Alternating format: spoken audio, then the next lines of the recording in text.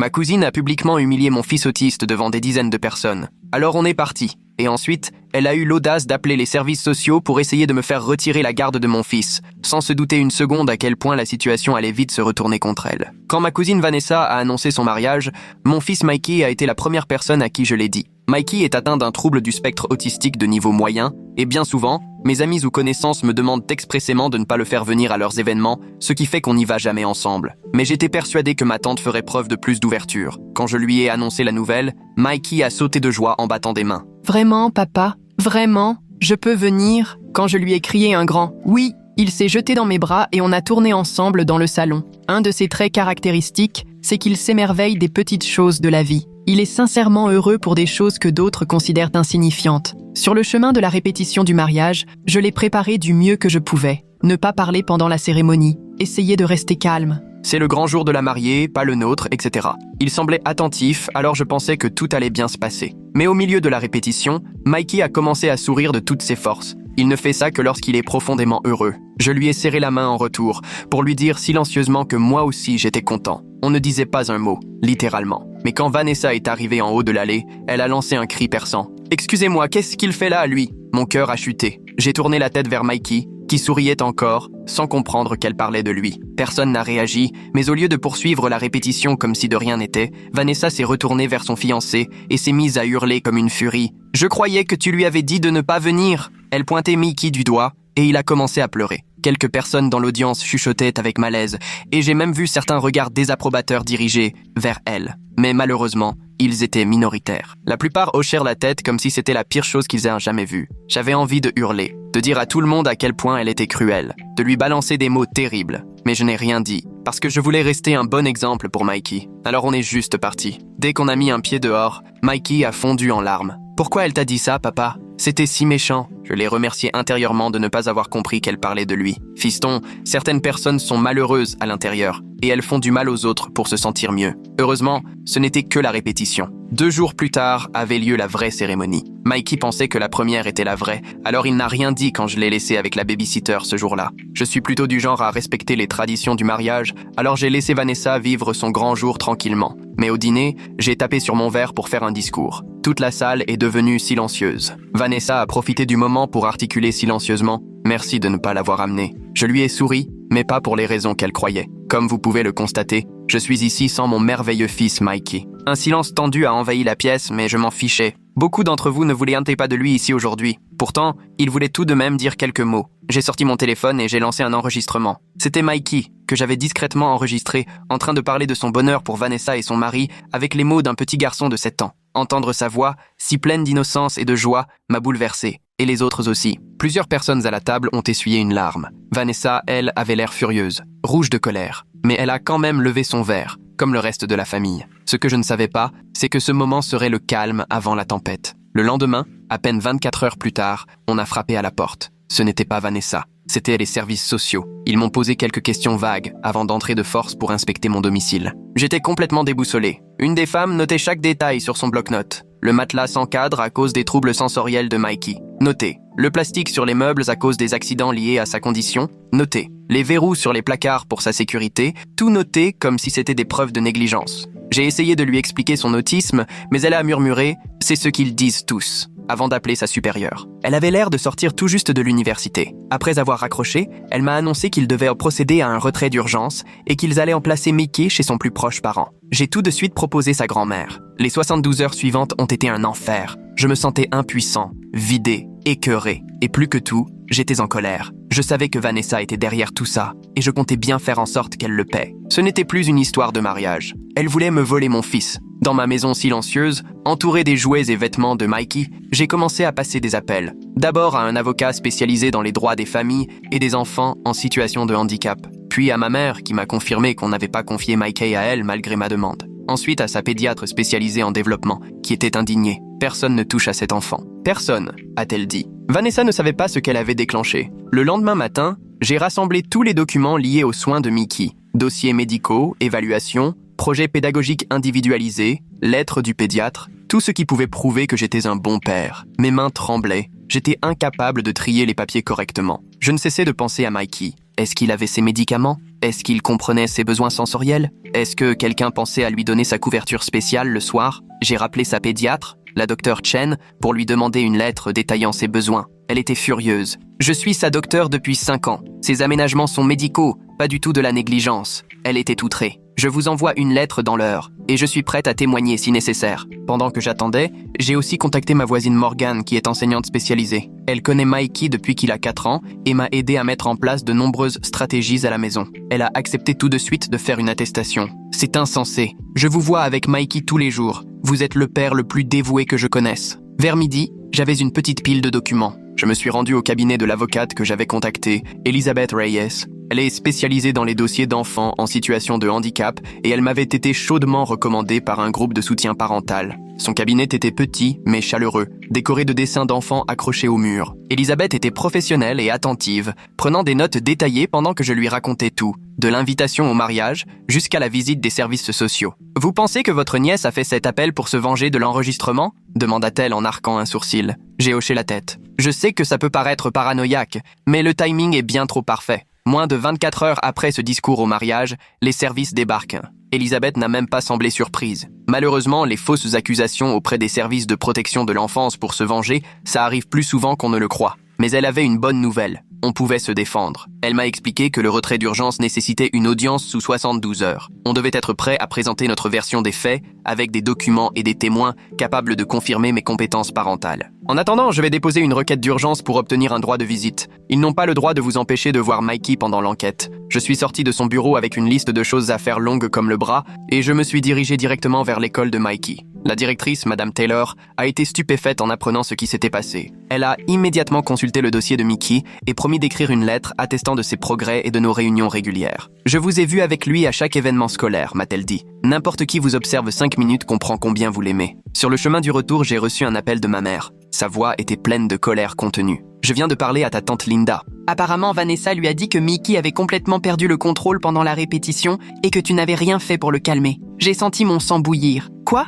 Il était parfaitement calme jusqu'à ce qu'elle se mette à hurler. « Je sais », a-t-elle dit, mais elle raconte à tout le monde que tu es négligent, que Mickey est dangereux et incontrôlable. Linda m'a dit que Vanessa prétend que tu n'es pas capable de gérer ses besoins. Et là, tout s'est éclairé. Vanessa avait présenté un portrait de moi en père incapable, dépassé par le handicap de son fils. J'en avais la nausée. En rentrant chez moi, une autre surprise m'attendait. Un message sur Facebook. C'était Thomas, le nouveau mari de Vanessa. Il disait simplement « Je n'ai rien à voir avec ça. Je suis désolé. Je ne savais pas s'il disait la vérité, mais j'ai fait une capture d'écran au cas où cela servirait plus tard. » Mon téléphone a sonné de nouveau, numéro inconnu. J'ai répondu avec hésitation. « Monsieur Williams? Ici Jordan, des services de protection de l'enfance. Je suis le travailleur social assigné à Mickey. Mon cœur s'est figé. Où est mon fils? Est-ce qu'il va bien? Il est actuellement placé en urgence chez une famille d'accueil spécialisée dans l'autisme. Sa voix était bien plus douce que celle de la femme qui était venue chez moi. J'ai vu que vous aviez demandé qu'il soit confié à votre mère. Oui, ai-je répondu aussitôt. Elle connaît ses routines, ses médicaments, tout. Nous étudions cette option,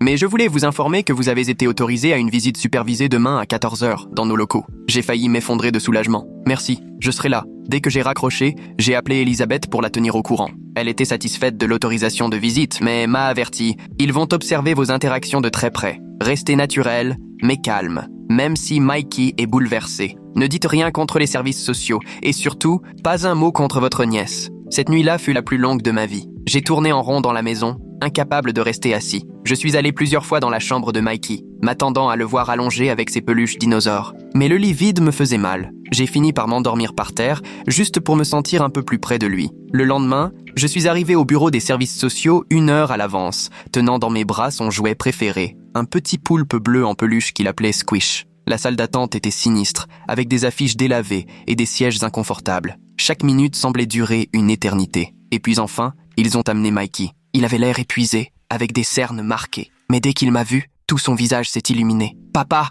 Il s'est précipité vers moi, et je l'ai serré très fort contre moi. Par-dessus son épaule, j'ai vu le travailleur social, Jordan, nous observer sans expression. « Salut mon grand !» j'ai dit, la gorge nouée. « Tu m'as tellement manqué. » Mikey a commencé à parler sans s'arrêter, me racontant la maison bizarre, la dame qui ne coupe pas les sandwichs comme il faut. Mon cœur se serrait. Il ne comprenait pas pourquoi il ne pouvait pas rentrer à la maison. Et quand l'heure de la visite est arrivée à son terme, c'était la catastrophe. Il s'est accroché à moi, hurlant, en larmes. J'ai essayé toutes les techniques d'apaisement qu'on utilise d'habitude, mais rien ne fonctionnait. Plus il paniquait, plus j'étais inquiet. J'avais l'impression que ça me faisait passer pour un père incompétent. « Je veux partir !» criait-il alors qu'un membre du personnel tentait de le détacher doucement. « Je veux mon papa !» Je me suis retenu de toutes mes forces pour ne pas m'effondrer. Ils l'ont emmené dans le couloir, toujours en sanglots. Et moi, je suis resté seul, dans ma voiture, à pleurer. De retour à la maison, j'ai vu un mail de la Dr Chen. Elle avait rédigé une lettre affirmant clairement que tous les aménagements à domicile de Mikey étaient appropriés et médicalement recommandés. Je l'ai transféré à Elisabeth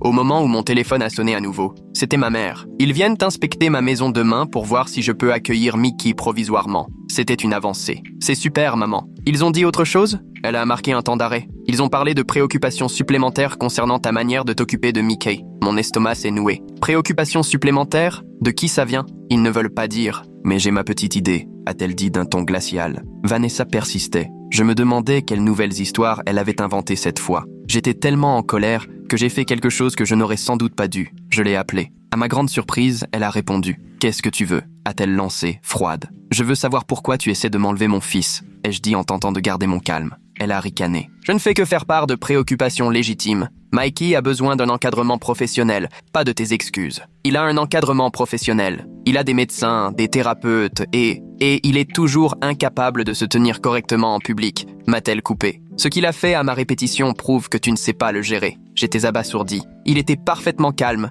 jusqu'à ce que tu cries sur lui. Ce n'est pas ce dont je me souviens, a-t-elle répondu avec arrogance. Et la plupart des invités non plus. C'est là que j'ai compris. Elle poussait les autres à témoigner contre moi. J'ai raccroché avant de dire quelque chose que je regretterais. J'ai appelé Elisabeth tout de suite pour lui raconter. Elle m'a conseillé de ne plus jamais contacter Vanessa et de tout documenter. J'ai passé la soirée à rédiger une chronologie complète, de l'invitation au mariage jusqu'à la visite des services sociaux. L'audience était prévue pour le lendemain. Elisabeth m'attendait devant le tribunal, élégante et assurée dans son tailleur impeccable. « Nous avons un dossier solide », me rassura-t-elle. Et la Dr Chen témoignera par téléphone. En entrant dans le bâtiment, j'aperçus Vanessa assise dans le couloir avec une femme plus âgée que je ne reconnaissais pas. Elle eut un petit sourire narquois en croisant mon regard. La salle d'audience était plus modeste et moins solennelle que je l'avais imaginé. Le juge Williams, un homme âgé à l'air réfléchi, consultait le rapport initial de la protection de l'enfance pendant qu'Elisabeth présentait notre dossier, les lettres de la Dr Chen, de Madame Taylor et de Morgan, ainsi que tous les dossiers médicaux de Mickey. « Votre honneur !» dit Elisabeth. Les aménagements signalés comme problématiques par les services sociaux sont en réalité des recommandations médicales, adaptées aux besoins spécifiques de Mikey. Ce ne sont pas des signes de négligence, mais la preuve d'un engagement parental attentif. La travailleuse sociale qui avait inspecté mon domicile fut appelée à témoigner. Elle décrivit ce qu'elle avait observé. Elisabeth lui demanda alors quelle formation elle avait reçue sur l'autisme. « J'ai reçu une formation de base », répondit-elle prudemment. « Et avez-vous consulté un spécialiste de l'autisme avant de juger ces aménagements inadaptés ? » « Eh bien non, mais... » « Merci », l'interrompit Elisabeth calmement. Puis ce fut au tour de la Dr Chen de témoigner. Sa voix, au téléphone, était claire et ferme. Elle expliqua chaque aménagement en détail et pourquoi ils étaient essentiels au bien-être de Mikey. « J'ai des patients dont les parents refusent d'appliquer ces stratégies », dit-elle. « Monsieur Williams, lui, a mis en place tout ce qu'il fallait pour offrir un environnement adapté à son fils. Je pensais que tout allait dans le bon sens, jusqu'à ce que l'avocat des services sociaux appelle le témoin suivant, Vanessa. Elle s'approcha avec un air faussement peiné, mais je pouvais voir la satisfaction dans ses yeux. Elle raconta une version complètement déformée de la répétition du mariage, prétendant que Mikey s'était montré perturbateur et incontrôlable. Elle déclara même m'avoir vu le malmener quand il était contrarié. « Cela fait des années que je m'inquiète des capacités parentales de mon oncle », dit-elle avec une fausse compassion. « J'ai contacté les services uniquement parce que je crains sincèrement pour le bien-être de Mikey. » Le contre-interrogatoire d'Elisabeth fut impitoyable. « Madame Johnson, n'est-il pas vrai que vous avez contacté les services moins de 24 heures après que Monsieur Williams a diffusé un enregistrement de son fils pendant votre réception de mariage ?» Vanessa remua sur son siège. « La coïncidence est fortuite. Et n'est-il pas vrai que vous ne vouliez pas de Mikey à votre mariage en raison de son autisme ? Ce n'est pas... Oui ou non, je vous prie. » Vanessa lança un regard noir. « Je voulais un mariage réservé aux adultes. » Elisabeth esquissa un léger sourire. Pourtant, plusieurs enfants étaient en présent, n'est-ce pas ? La demoiselle d'honneur, le garçon d'honneur et au moins 3 autres enfants invités. Le visage de Vanessa vira au rouge. Ces enfants savent se tenir, eux. Donc ce n'était pas un mariage réservé aux adultes. Vous ne vouliez pas Mickey spécifiquement à cause de son handicap ? Le juge observait Vanessa attentivement. Elisabeth continua. Elle souligna que Vanessa avait eu très peu d'interactions avec Mikey avant le mariage et qu'elle n'avait aucune expertise en matière d'autisme ou de développement infantile. « Une dernière question », dit Elisabeth. « Avez-vous dit à vos invités que Monsieur Williams ne devait pas amener Mikey à la répétition ?» Vanessa hésita. « J'ai peut-être mentionné quelque chose à certains... Donc vous avez volontairement exclu un enfant en raison de son handicap, puis contacté les services sociaux après que son père ait mis en lumière cette discrimination ? Objection !» lança l'avocat des services. Objection retenue, dit le juge, mais il fronçait les sourcils, visiblement troublé par le comportement de Vanessa. Lors des plaidoiries finales, Elisabeth rappela que même si les aménagements du domicile pouvaient sembler inhabituels pour une personne non familière avec l'autisme, tout avait été mis en place pour garantir le bien-être de Mikey. Le seul élément à charge provient d'une personne qui a démontré un préjugé clair envers cet enfant et qui a fait ce signalement immédiatement après avoir été publiquement contrarié. Le juge demanda une courte pause pour délibérer. Ces 20 minutes me parurent durer des heures. Je revivais en boucle les mensonges de Vanessa, écœuré par ses manipulations. Lorsqu'il revint, le juge me regarda droit dans les yeux. « Monsieur Williams, je rejette la décision de retrait d'urgence. Au vu des éléments présentés, je ne vois aucun signe de négligence ou de maltraitance. Bien au contraire. Le soulagement fut tel que je faillis tomber de ma chaise. Toutefois, poursuivit-il, j'ordonne une visite de suivi par un spécialiste du développement afin de vérifier l'adéquation des aménagements. D'ici là, votre fils sera placé chez sa grand-mère, avec un droit de visite illimité pour vous. Ce n'était pas une victoire complète, mais c'était très proche. Mickey serait en sécurité, entouré de sa famille, et je pourrais le voir chaque jour. En quittant la salle, Vanessa me bouscula en murmurant furieuse. Ce n'est pas terminé. Elisabeth posa une main sur mon épaule. En fait, je pense que si, dit-elle suffisamment fort pour que Vanessa entende. Et si vous faites d'autres fausses déclarations, mon client portera plainte pour harcèlement. J'ai pu aller chercher Mikey chez sa famille d'accueil ce même après-midi. La dame était aimable, mais m'a confié qu'il avait eu du mal à s'adapter. Il dort à peine, murmura-t-elle. Il demande constamment son papa et sa chambre. Quand Mickey m'a vu, il est resté un instant figé, comme s'il avait peur que je disparaisse encore. Mais quand je lui ai dit qu'on allait chez mamie, il s'est complètement détendu. « Et tu y seras aussi ?» demanda-t-il inquiet. « Tous les jours, mon grand, je te le promets. » Sur le trajet vers chez ma mère, Mickey s'est endormi, serrant Squish contre lui. Je le regardais sans cesse dans le rétroviseur, n'arrivant toujours pas à croire qu'il était enfin de retour avec moi. Chez ma mère, on a aménagé ensemble sa chambre temporaire pour qu'elle ressemble le plus possible à celle de la maison. Sa couverture lestée, son tableau visuel, ses livres préférés. Elle avait déjà rempli le frigo avec ses plats préférés. J'ai toujours su que cette fille poserait problème, grogna ma mère en installant les draps. Même petite, elle aimait rabaisser les autres. Je lui racontais les menaces de Vanessa à la sortie du tribunal. « Quel essai encore ?» dit ma mère d'un ton résolu. « Cette fois, on est prêt. »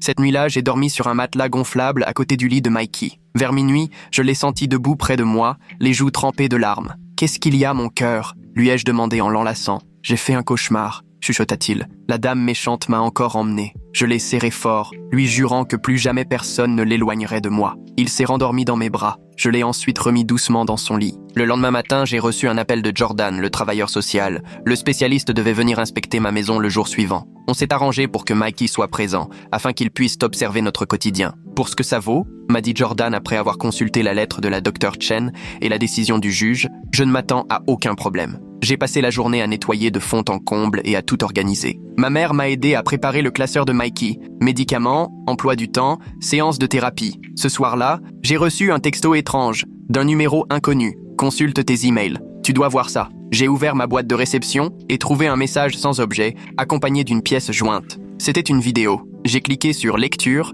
et le sang s'est glacé dans mes veines. La vidéo venait de la réception du mariage de Vanessa, filmée depuis une table voisine. On me voyait faire mon discours et passer l'enregistrement de Mikey. Mais ensuite, la caméra continuait de tourner, à un moment où je pensais que plus personne ne faisait attention. On y voyait Vanessa, penchée vers plusieurs invités, me désignant du doigt en parlant visiblement de moi. On n'entendait pas ce qu'elle disait, mais ses gestes étaient vifs, presque agressifs. Puis, elle sortait son téléphone, tapait quelque chose et montrait l'écran à la personne à côté d'elle, qui acquiesçait avec un sourire complice. L'horodatage indiquait 21h47. Selon les documents de la protection de l'enfance, l'appel initial avait été enregistré à 21h52, 5 minutes plus tard. Je n'ai pas perdu une seconde. J'ai transféré la vidéo à Elisabeth avec un simple message. Preuve. Vanessa a passé l'appel depuis la réception. Sa réponse est arrivée presque instantanément. Bingo. Qui vous a envoyé ça? Je me suis figé. Je ne savais toujours pas. J'ai répondu au numéro inconnu. Merci. Qui êtes-vous? La réponse m'a laissé bouche bée. Thomas, le mari de Vanessa. Je suis désolé pour tout ça. J'ai essayé de l'arrêter. Je ne savais pas quoi penser. Était-il sincère? Ou était-ce un piège?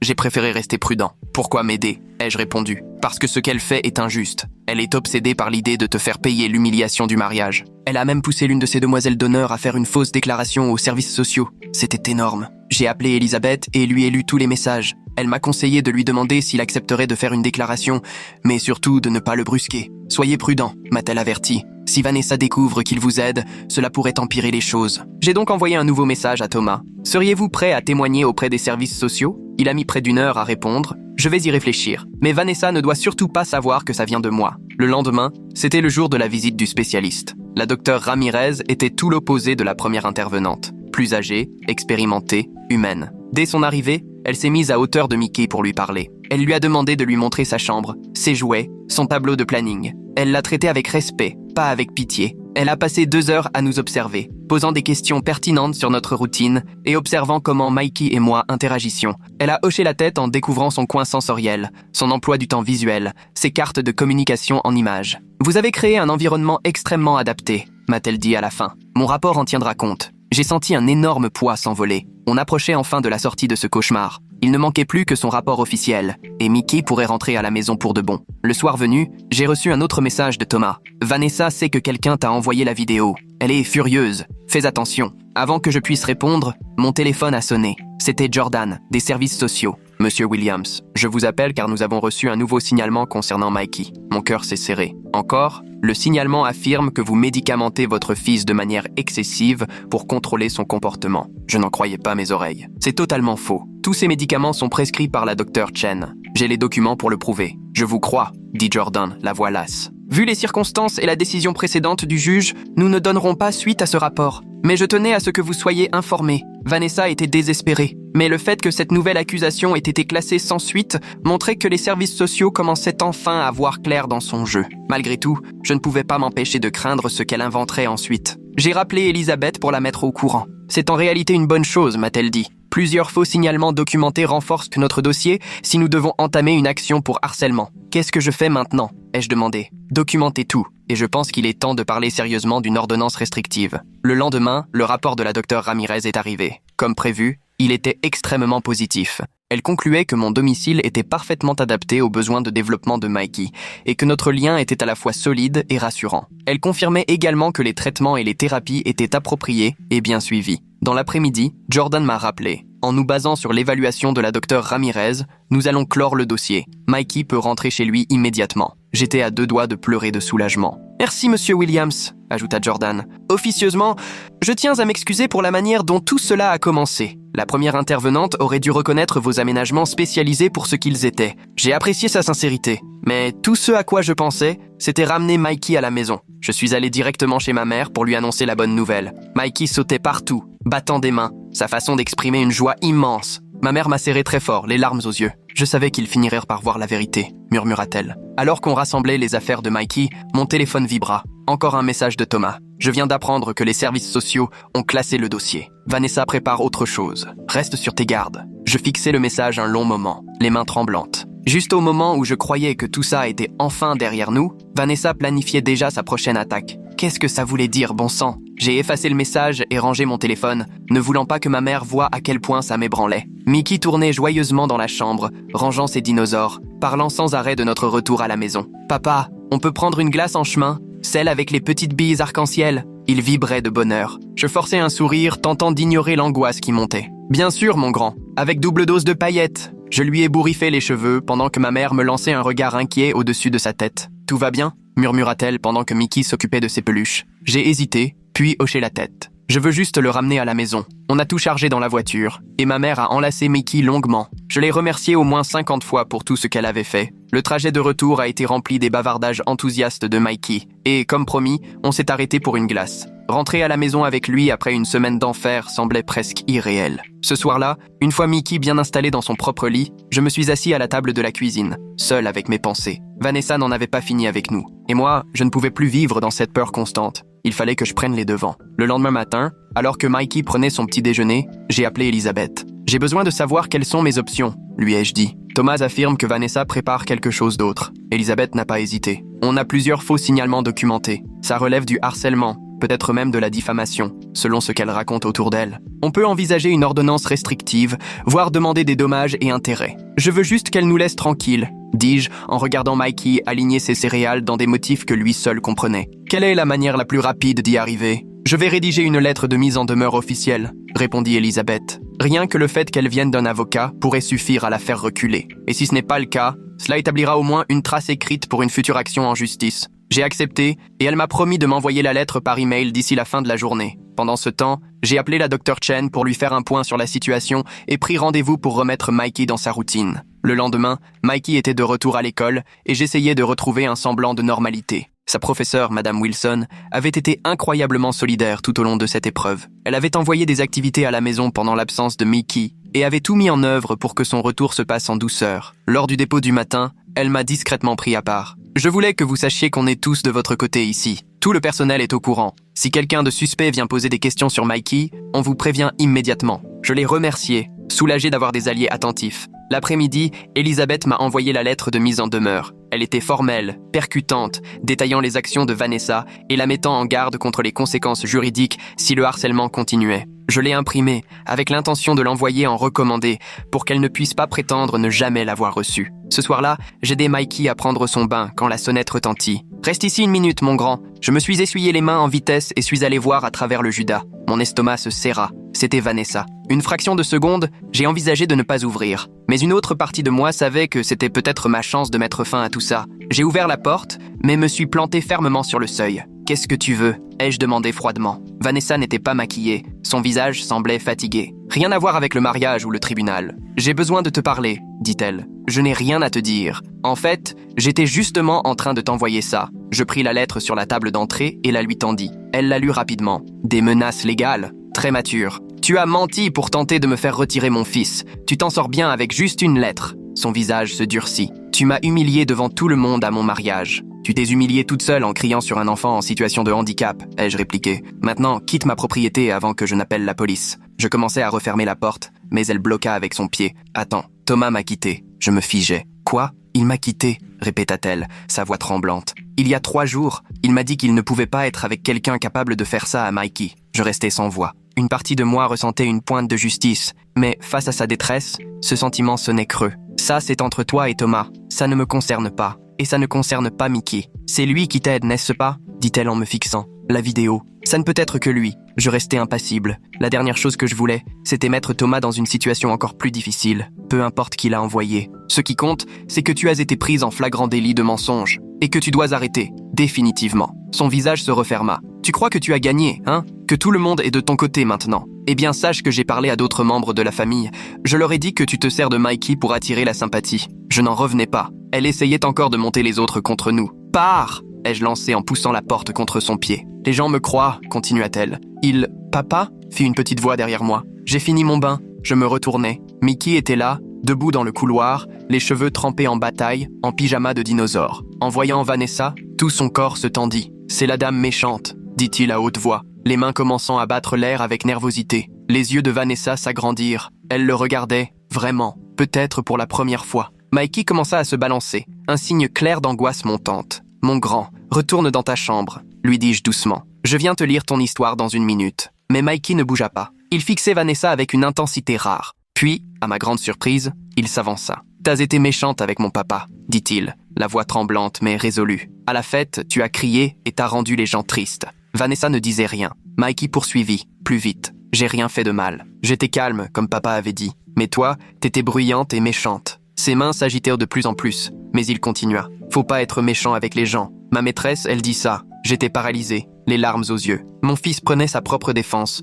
chose qu'il n'avait jamais faite ainsi. Une immense fierté m'envahit. Vanessa regarda Mickey, puis moi. Son visage était illisible. Puis, sans un mot, elle tourna les talons et s'en alla. Je refermai la porte et me précipitai vers Mickey, qui était en pleine autostimulation, se balançant et battant des bras. « Tu as été très courageux, mon grand », lui dis-je en le guidant vers sa chambre. « Je suis très fier de toi. » Il fallut plus de temps que d'habitude pour le calmer ce soir-là. L'apparition de Vanessa avait ravivé son anxiété et on dut répéter 2 fois sa routine apaisante avant qu'il ne s'endorme. Je restais assis près de son lit longtemps après, me demandant si cette visite inattendue était ce que Thomas avait voulu dire par « elle prépare quelque chose » ou si le pire était encore à venir. Le lendemain matin, je reçus un email surprenant de Jordan des services sociaux. Il voulait me voir pour discuter de nouveaux développements. Mon estomac se noua aussitôt, mais j'acceptais. Il me retrouva dans un café, l'air un peu mal à l'aise. « Je voulais vous parler de manière informelle », commença-t-il une fois assis. « On a reçu un nouveau signalement hier à propos de Mickey. » Je serrai ma tasse de café. « Laissez-moi deviner. Vanessa ?» Jordan secoua la tête. « Justement, non.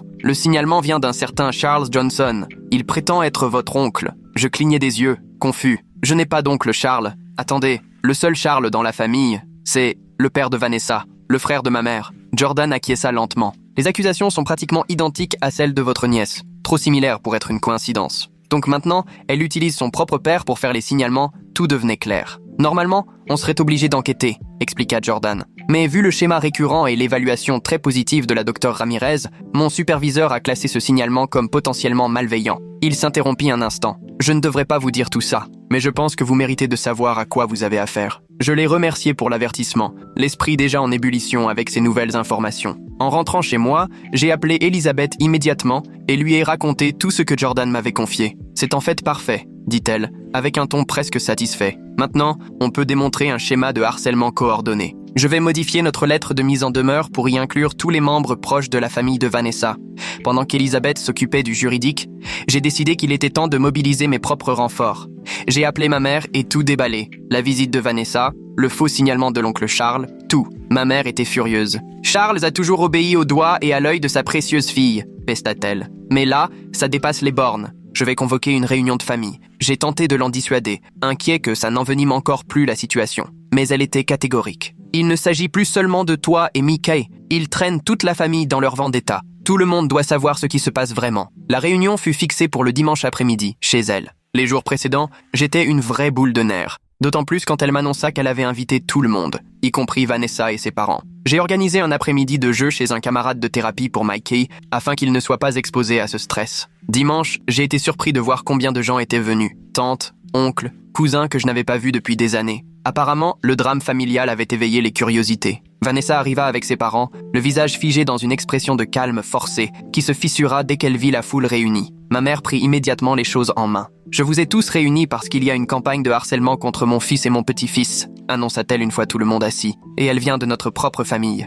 On aurait entendu une mouche voler. » Elle déroula les événements un à un, l'incident du mariage, les signalements aux services sociaux, les accusations mensongères. Elle avait même imprimé le rapport de la Dre Ramirez et la lettre de mise en demeure qu'elle fit circuler. Et maintenant, conclut-elle en regardant fixement Charles, nous pensons que d'autres membres de la famille participent à ces signalements abusifs. L'oncle Charles rougit. Je m'inquiétais juste pour le garçon. Tu l'as vu exactement 2 fois en 3 ans, répliqua sèchement ma mère. Et à chaque fois lors de réunions familiales que tu as quitté prématurément. Tu ne sais rien de ce dont il a besoin. Ma tante Linda prit la parole. Vanessa nous avait dit que Mikey avait fait une crise incontrôlable pendant la répétition, qu'il avait crié et tout perturbé. C'est faux, dis-je d'un ton ferme. Il n'a pas fait un bruit jusqu'à ce que Vanessa commence à crier sur lui. Demandez à ceux qui étaient vraiment attentifs. À ma surprise, l'une des demoiselles d'honneur de Vanessa tout sauta. C'est vrai, dit-elle, évitant le regard furieux de Vanessa. Le petit garçon était assis tranquillement, tout souriant. C'est Vanessa qui a perdu son sang-froid. Traîtresse, siffla Vanessa. Après tout ce que j'ai fait pour toi,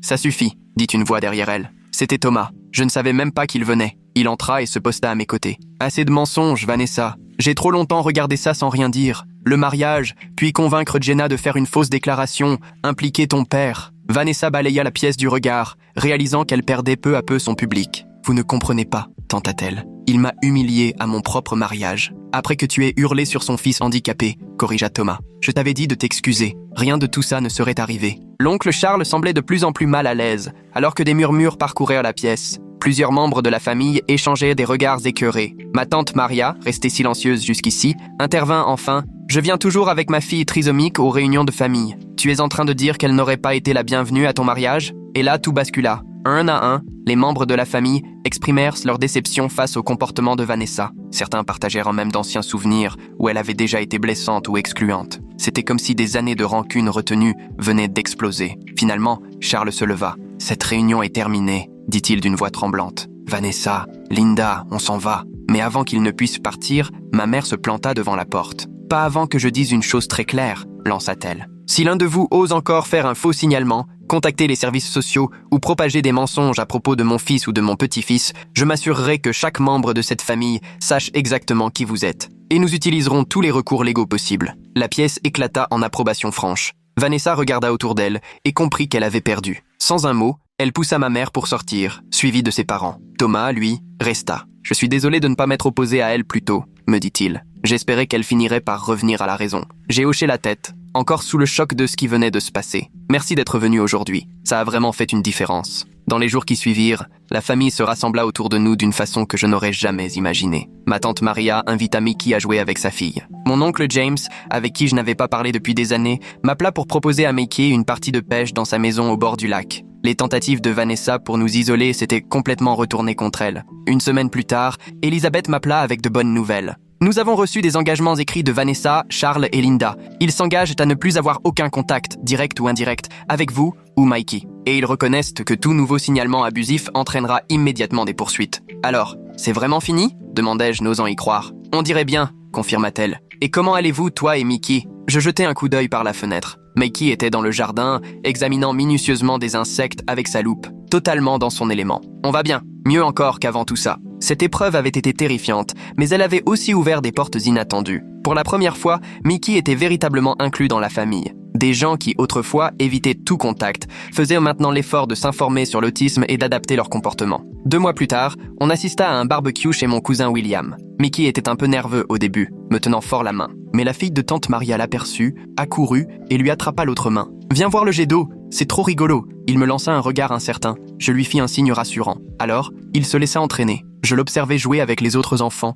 ses gestes joyeux attirant des questions curieuses mais bienveillantes de ses cousins. Fini les regards ou les chuchotements gênés. Quelqu'un me tendit une bière. Je me retournai. C'était Thomas. « Il a l'air de bien s'amuser !» observa Thomas en désignant Mickey d'un signe de tête. « Oui !» répondis-je, ressentant un apaisement profond comme je n'en avais pas connu depuis longtemps. « Il s'amuse vraiment. »